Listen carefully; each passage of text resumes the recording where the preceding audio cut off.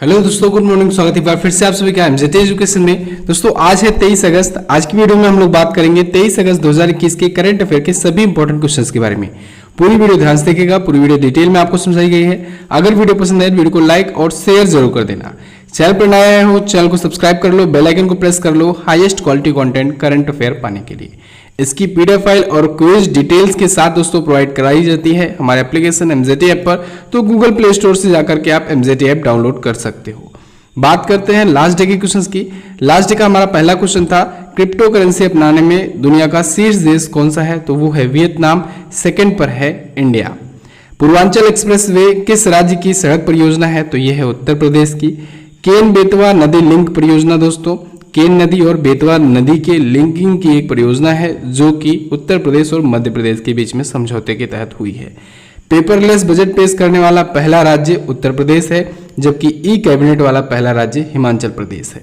चलिए अब बात करते हैं आज के दिन के पहले क्वेश्चन की। पहला क्वेश्चन है, कहां के मुख्यमंत्री ने हिसार एयरपोर्ट का नाम बदलकर महाराजा अग्रसेन अंतर्राष्ट्रीय हवाई अड्डा कर दिया, तो दोस्तों अभी हाल ही में हरियाणा के सीएम मनोहर लाल खट्टर जी ने हिसार एयरपोर्ट का नाम बदल दिया है और इसका नाम अब होगा महाराजा अग्रसेन इंटरनेशनल एयरपोर्ट। हिसार हरियाणा में ये स्थित है और अभी हाल ही में हरियाणा के सीएम मनोहर लाल खट्टर जी ने इसकी घोषणा की है। ये हवाई अड्डा दोस्तों 2018 में लाइसेंस प्राप्त पहला सार्वजनिक एयरपोर्ट बना था। कहाँ का? हरियाणा का। हरियाणा राज्य का पहला ये लाइसेंस प्राप्त सार्वजनिक एयरपोर्ट बना था 2018 में। ये अग्रोहा शहर में स्थित है और अग्रोहा शहर को स्थापित करने का श्रेय जाता है महान महाराजा अग्रसेन जी को। इसी वजह से उनके सम्मान में उनके नाम पर इस एयरपोर्ट का नाम रखा गया है। अब देखिए ये नाम बदलने से रिलेटेड क्वेश्चन आया है, तो चलिए कुछ नाम बदलने वाले क्वेश्चंस जो अभी हाल फिलहाल में आए हैं चर्चे में उनको रिवाइज कर लेते हैं। तो सबसे पहले शुरुआत करते हैं तालिबान से। तालिबान ने दोस्तों अफगानिस्तान का नाम बदला है। अफगानिस्तान का अब नया नाम होगा इस्लामिक अमीरात ऑफ अफगानिस्तान। इसके अलावा अभी न्यूज ब्रॉडकास्टर एसोसिएशन ने भी अपना नाम बदल दिया है और अब नाम हो गया है news broadcaster association and digital association. अभी उत्तर प्रदेश में हरिगढ़ अलीगढ़ जिले को बदलकर हरिगढ़ किए जाने की चर्चाएं चल रही हैं, तेजी से इसके लिए प्रस्ताव पारित हो चुका है।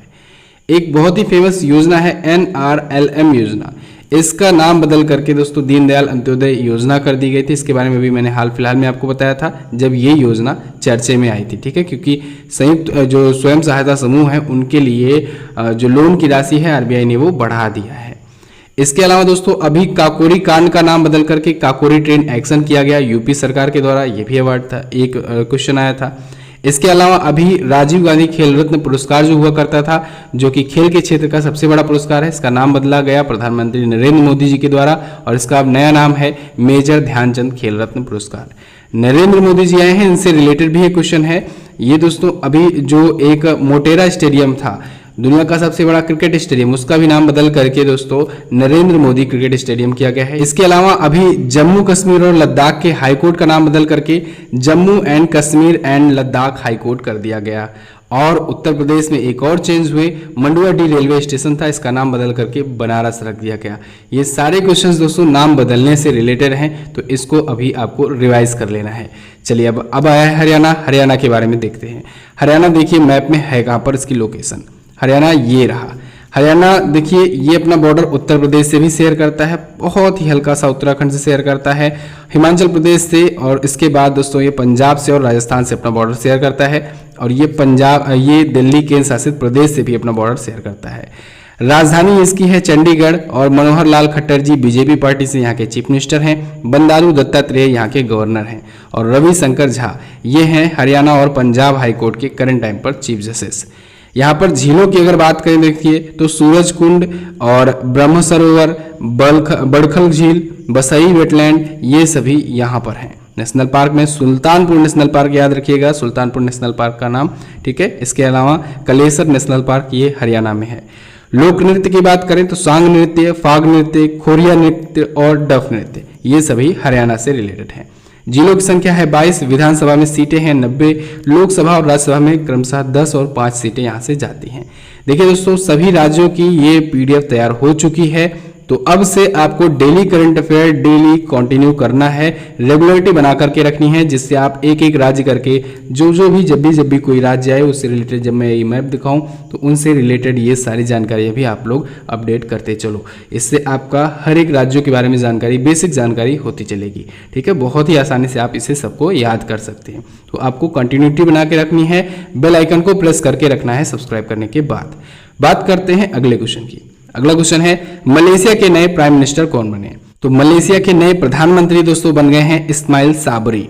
अभी कुछ दिन पहले ही मैंने आपको बताया था कि वहां के मोहिद्दीन यासीन जो थे, जो कि वहां के प्राइम मिनिस्टर थे, उन्होंने इस्तीफा दे दिया। अब वहां पर नए प्राइम मिनिस्टर आ गए हैं इस्माइल साबरी। कौन? इस्माइल साबरी, ये होंगे मलेशिया के नए प्राइम मिनिस्टर।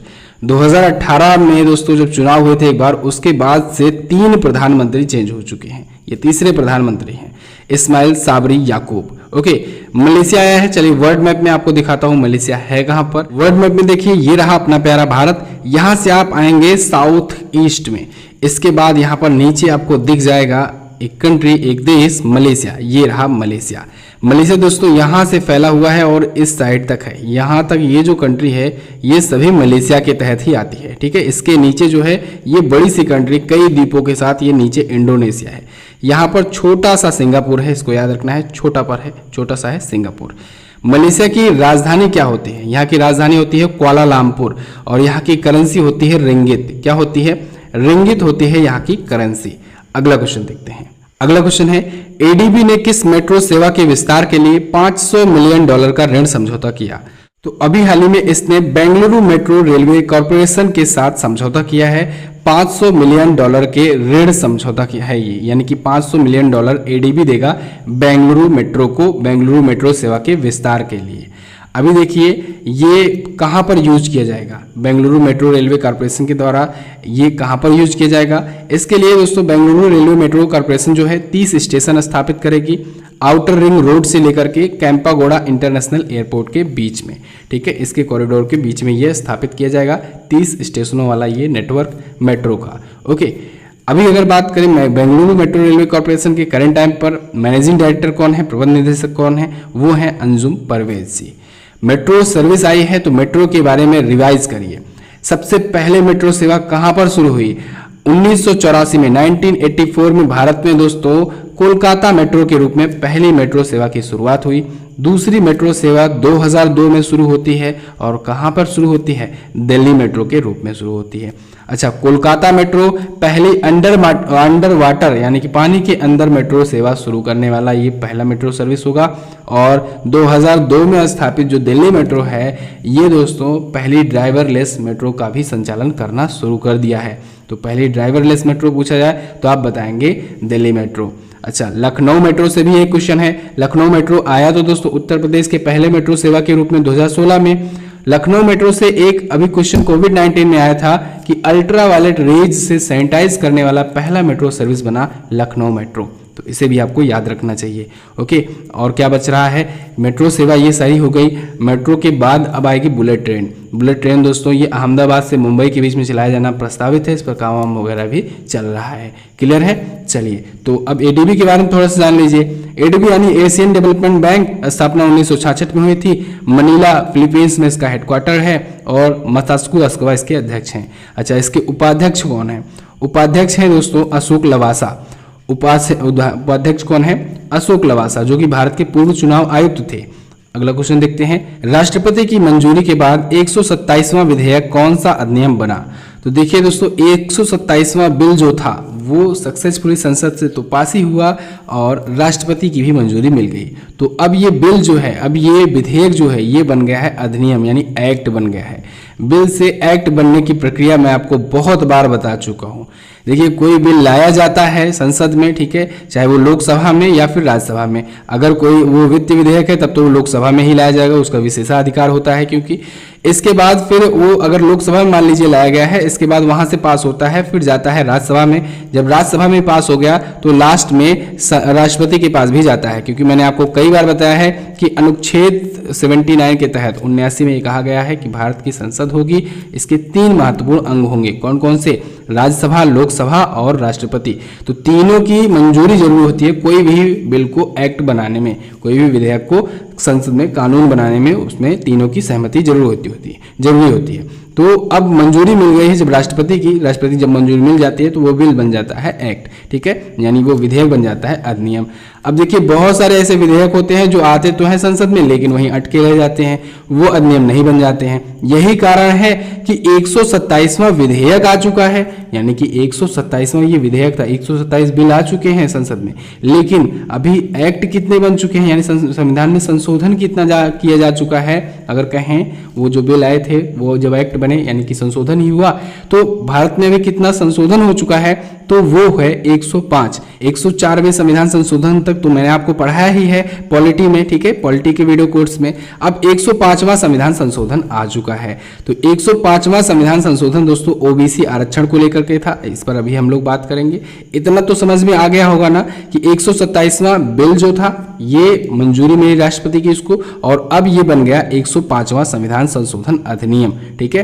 तो अगर आपसे पूछा जाए कि अभी तक कितने बिल आ चुके हैं संसद में, तो आप बताएंगे 127, और पूछा जाए कितने संशोधन हो चुके हैं भारतीय संविधान में, तो 105 बार संशोधन किया जा चुका है। अब आगे बढ़ते हैं, इस क्वेश्चन से रिलेटेड समझते हैं जानकारी। देखिए 105वां संविधान संशोधन क्या कहता है।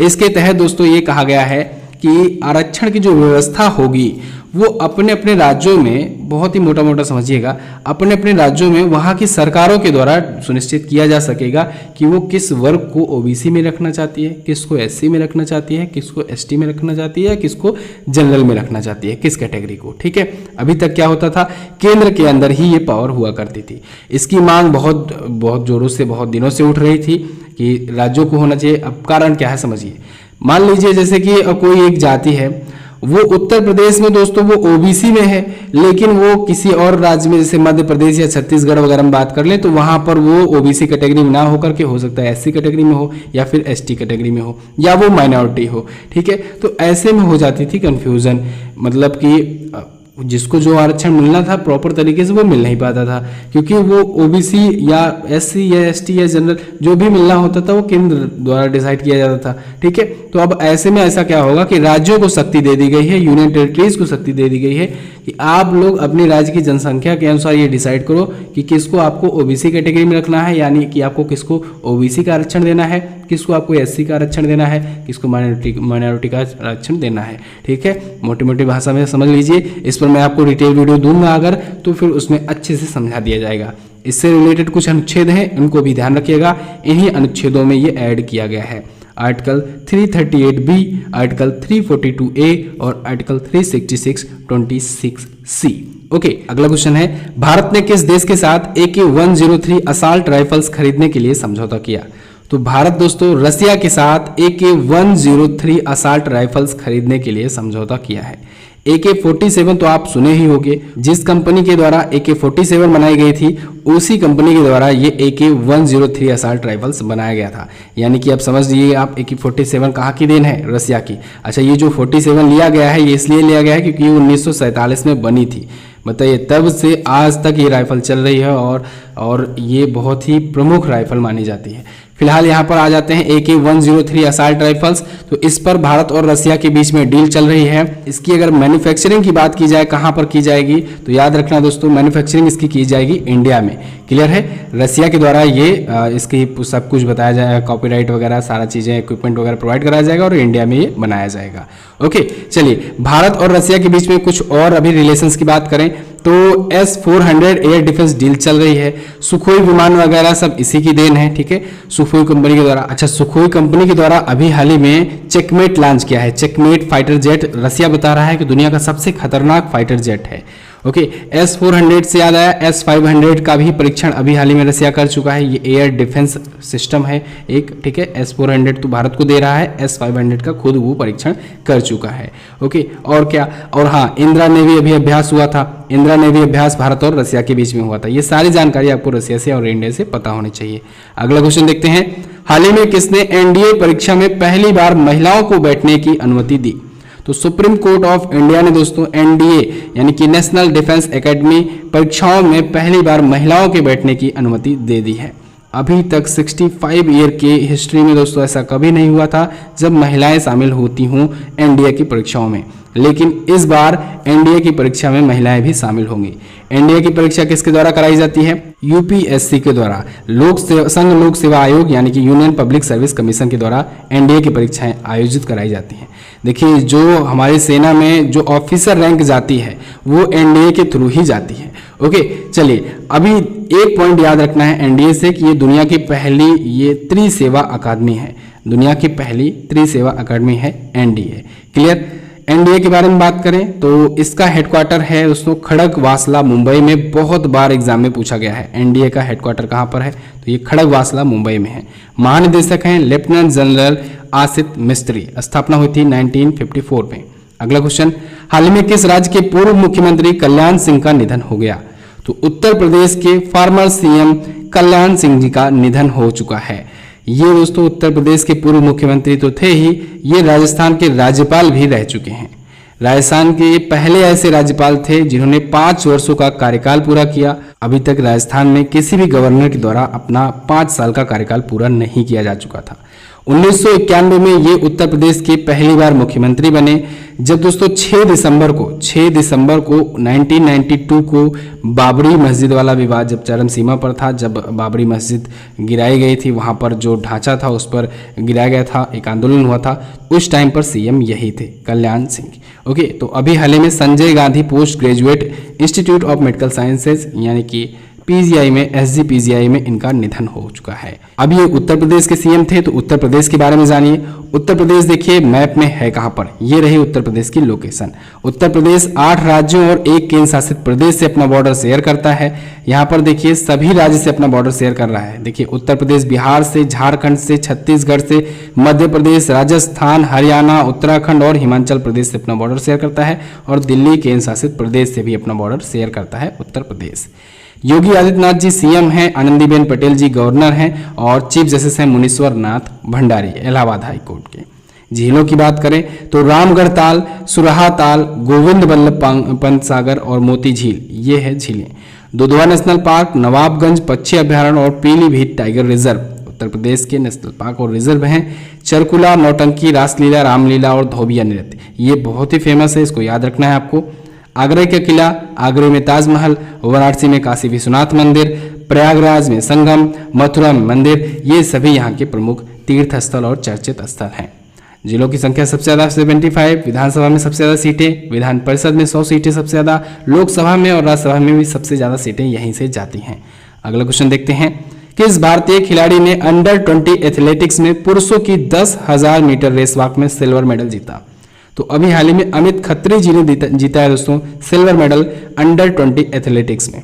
अभी कुछ दिन पहले ये क्वेश्चन मैंने ये कवर किया था कि अंडर 20 एथलेटिक्स जो हो रहा है ये नैरोबी केन्या में हो रहा है, केन्या के नैरोबी में हो रहा है। तो उसमें अब भारत को 2 मेडल मिल चुके हैं, एक तो सिल्वर मिल चुका है और एक मिल चुका है ब्रॉन्ज मेडल। उस दिन मैंने आपको बताया था कि 4x4 400 mix relay team event में ब्रॉन्ज मेडल मिला है इंडिया को।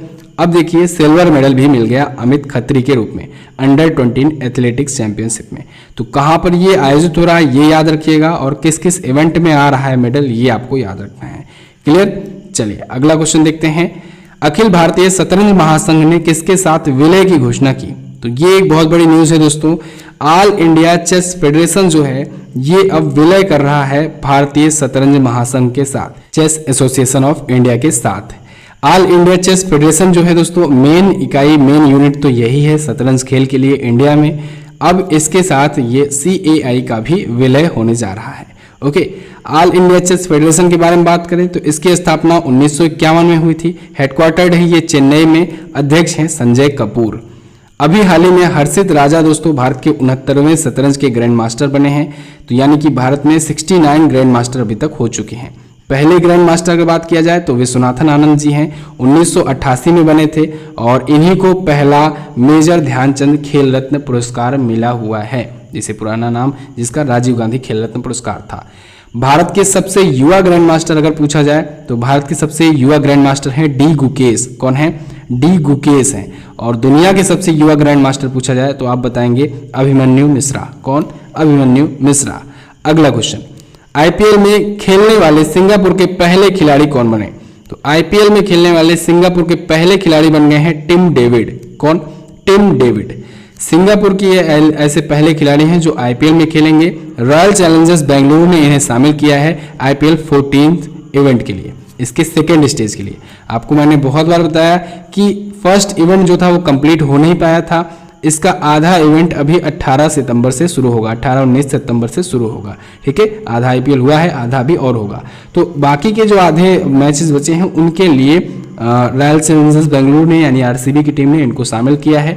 सिंगापुर के पहले खिलाड़ी होंगे आईपीएल खेलने वाले, इंडियन प्रीमियर लीग खेलने वाले। आईपीएल के बारे में बात करें तो दोस्तों इस बार अभी 14वां संस्करण चल रहा है। इसका स्पॉन्सर, टाइटल स्पॉन्सर है वीवो। पिछली बार जो हुआ था उसका टाइटल स्पॉन्सर था ड्रीम 11। कौन था? ड्रीम 11। इस बार है वीवो।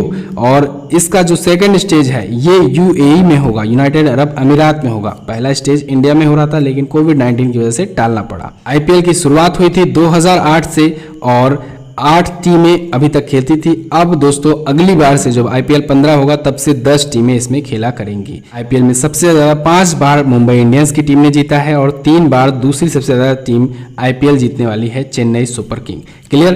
तो बस दोस्तों ये तो थे आज के दिन के टॉप 10 करंट अफेयर के क्वेश्चंस। आई होप आपको वीडियो पसंद आई होगी।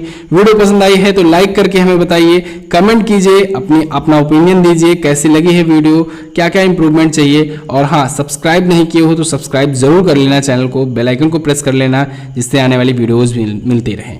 इसकी वीडियो की क्विज और डिटेल्स के साथ पीडीएफ मिलेगी आपको हमारे एप्लीकेशन एमजेटी ऐप पर। तो आप लोग एमजेटी ऐप जरूर इंस्टॉल करके रखिए। सभी e books, video course, mock test वगैरह सब कुछ आपको हमारे एप्लीकेशन पर ही मिल जाएंगे, बहुत ही किफ़ायती दरों में और बहुत ही शानदार क्वालिटी के साथ। बात करते हैं क्वेश्चन 70 डे की। आज का पहला क्वेश्चन आपके लिए, तालिबान ने अपना पहला राष्ट्रपति किसे नियुक्त किया?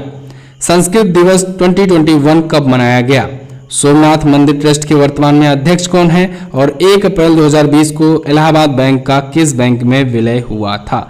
बहुत ही अच्छे क्वेश्चन हैं, इनके बारे में आप बहुत सारी चीज़ें लिख सकते हो। कोशिश करना डिटेल में लिखने की।